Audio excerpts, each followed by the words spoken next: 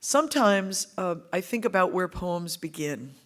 I think we all live in a world of poetry, just as we all live in a world of geography and climate and community and trees, if we're lucky. And we look around and it belongs to all of us by way of being here as human beings on earth. All this belongs to us. And I think poetry is simply the part of the mind that wishes to turn things over and look at them, to put language together in unexpected new ways, to enrich language, to savor. I've often thought about the memory and how we look back at an earlier period of any of our lives, and we don't remember things equally, but we remember certain things particularly, acutely, vividly, forever. And I think that's what poems want to help us do. Stay awake, pay attention, focus, and carry, be able to carry all that we're given. So I'll just say a few things during the poems I read about where they started for me. I'm a little challenged by email and how frequently it comes, and how you want to stay up with it, because if you get 200 emails in your box, you're in trouble. So sometimes I try to think of email as a place you could also begin a poem. So this is after responding to an email from a student. Then I wrote this poem later. To manage. She writes to me, I can't sleep because I'm 17. Sometimes I lie awake thinking, I didn't even clean my room yet. And soon I will be 25 and a failure. And when I am 50, I write her back. Slowly, slow. Clean one drawer. Arrange words on a page. Let them find one another. Find you. Trust they might know something. You aren't living the whole thing at once. That's what a minute said to an hour.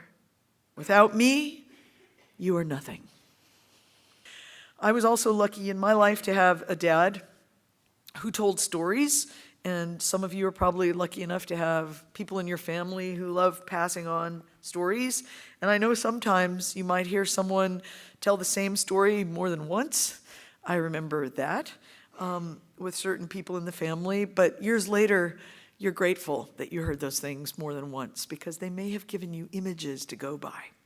So this is for my dad. I wrote it after he died, and it's just called Storyteller. Where is the door to the story? Is the door left open?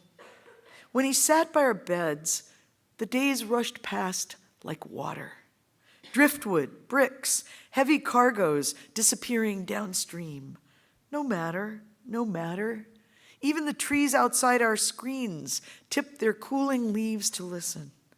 We swam so easily to the stone village, women in thick dresses, men with smoky breath.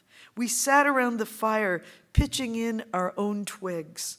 The world curled around us, sizzled and popped.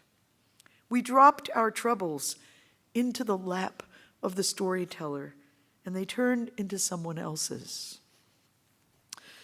Maybe that's what stories do sometimes. They just expand our horizons. And my father was definitely a peaceable person. This is a poem I really don't read very often, but I think about conflict and how many times in life we'll have personal conflict, or there will be conflicts in the world, big conflicts that we cannot solve ourselves, but sometimes they may stimulate us to try to make more bridges wherever we are.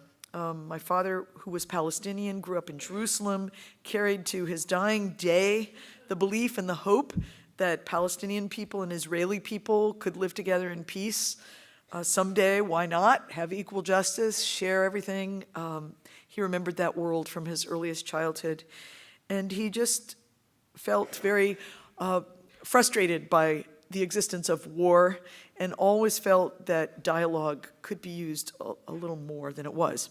He was a newspaper journalist, and journalists are trained to ask questions, which he felt was one of the keys of good dialogue, just asking the other person more questions. So this is called simple little poem, War is Raw, Backwards and Forwards. As my father lay dying, fighting raged across the perfectly pivoted TV screen in his hospital room. He turned his face away from the meal tray, waved goodbye to the untouched slab of beef, told us to plant his ashes in the ground, held a radio filled with classical music over his heart, and closed his eyes.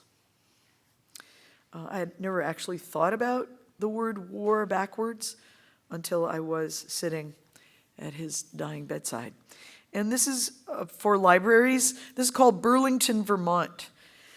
And on the day I wrote this poem in that library, it was just like an afternoon off from working in schools. And there were a lot of sad headlines that day from different regions in the world. And I never could have dreamed that this poem now hangs inside that library, inside the door when you walk in. But that day I was just a person sitting there reading. In the lovely free public library, Burlington, only library I ever met that loans out garden tools as well as books, rakes, long-handled clippers from large buckets by the counter, I sat in a peaceful room with citizens I will never know, reading about faraway war.